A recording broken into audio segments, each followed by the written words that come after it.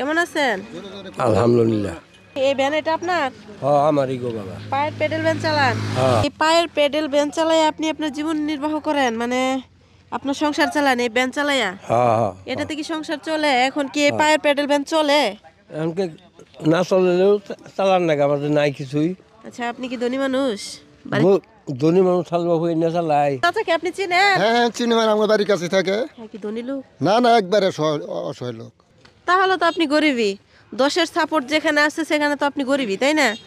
যাই হোক, আপনার ছেলে নাই? আছে আর না থাকার সামেন। এখন আপনার এভাবে জীবনের সাথে যুদ্ধ করে চলতে হয়, আপনার কষ্ট হয় না? হ্যাঁ কষ্ট হয়। হাতে কি হয়েছিল?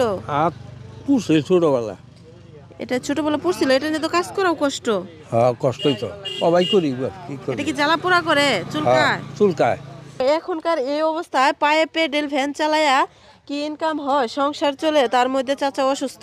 চাচা এমন নিম্নবিত্ত, তো আমি দুই একজনের কাছে শুনেও জানতে পারলাম যে চাচা খুব অসহায়। তো হাত নিয়ে এই পায়ের পেডেল ভ্যান চালায়া সে জীবনের সাথে যুদ্ধ করে লড়ে যাচ্ছে। তো চাচা, আপনার জন্য একটা চালের বস্তা আছে, যদি এটা আপনি মানে আপনার শক্তি দিয়ে আপনি এটা এখান থেকে উঠাই যদি ব্যানের উপর নিতে পারেন, এটা আপনার জন্য। পরিশ্রম করে কিছু পেতে হয়, যেটা পরিশ্রম করে পাওয়া হয় সেটা তো হালাল হয়, তাই না? এটা তো আপনি জানেন। তো তো একটু সাহায্য করলে ভালো হয় মনে হয়। ধরেন ধরেন, সাহায্য করেন। হ্যাঁ, পরিশ্রম করলে সফলতা অবশ্যই আসবে। আপনি পরিশ্রম করছেন, আপনার কিন্তু সফলতা আসছে, এটা আপনার সফলতার ফল। আচ্ছা, এটা কোন জায়গা ভাই? এটা আমডিতলা, মধুপুর আমডিতলা। মানে থানা কোনটা, জেলা কোনটা? থানা মধুপুর, জেলা টাঙ্গাইল। বাজারের নাম কি? বাজার নাম রাজার বাজার। আর ইউনিয়ন? ইউনিয়ন 9 নং অরণখোলা। দর্শক, আমি এই মুহূর্তে উপস্থিত আছি টাঙ্গাইল জেলায় মধুপুর থানায় অরণখোলা ইউনিয়ন রাজার বাজার। এখানে এসে এই ভাগ্যক্রমে আমার এই চাচার সাথে দেখা হয়ে গেল। চাচার সাথে দেখা হওয়ার পরে আমার মনের ভিতর খুব কষ্ট লাগছে যে চাচা এইভাবে এই বয়সে পায়ের পেডেল ভ্যান চালায়। তো চাচার জন্য আমি একটা চালের বস্তা নিয়ে হাজির হয়ে গেছি।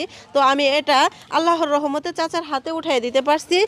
যদি আপনি এই চালের বস্তাটা পায়ে খুশি হয়ে থাকেন, তাহলে এখানে একটা ভিডিও চলতেছে, এইদিকে তাকে আল্লাহ তাআলা শুকরিয়া আদায় করবেন, হাসি মুখে বলবেন আলহামদুলিল্লাহ। আলহামদুলিল্লাহ।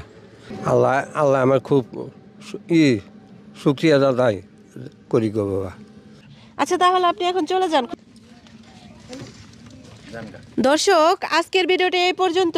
যারা ইউটিউব চ্যানেল থেকে ভিডিওটি দেখতেছেন, সাবস্ক্রাইব করে পাশে থাকবেন আর কমেন্টে আমাদেরকে উৎসাহিত করবেন যেন এরকম গরিব দুঃখীর পাশে দাঁড়াতে পারি। আজকের ভিডিওটি এই পর্যন্তই। আল্লাহ হাফেজ।